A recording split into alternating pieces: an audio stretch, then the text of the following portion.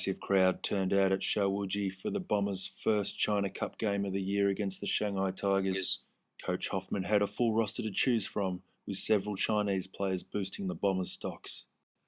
Classy on-baller Johnny Garno suited up for his first game for the Bombers, as did versatile big man Dan Cleary, both impressing in their first hitouts.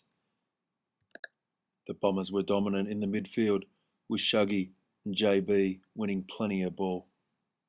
The Bombers' backline typically solid, with Pete Nolan and Sanger giving chase, frustrating their Shanghai opposition nearly as much as the flute player over the back fence.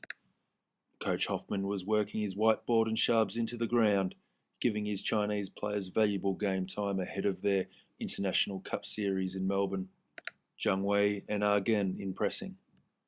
The return of big Karl Malakunas to the full forward position provided a great target for the Bombers to kick to, and it wasn't long before he had plenty of goals registered up against his name.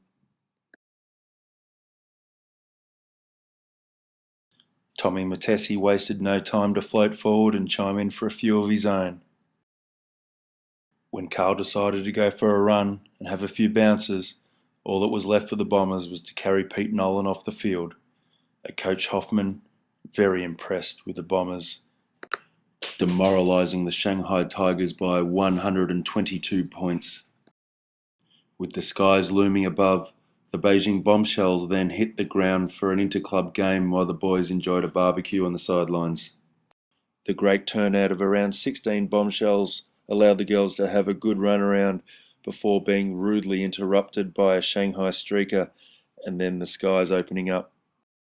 Everyone regrouping later on at Paddy's for some not-so-memorable fried food, but plenty of Red Bull and vodka, which filled the China Cup as it was lifted by the Bombers for the third time in a row.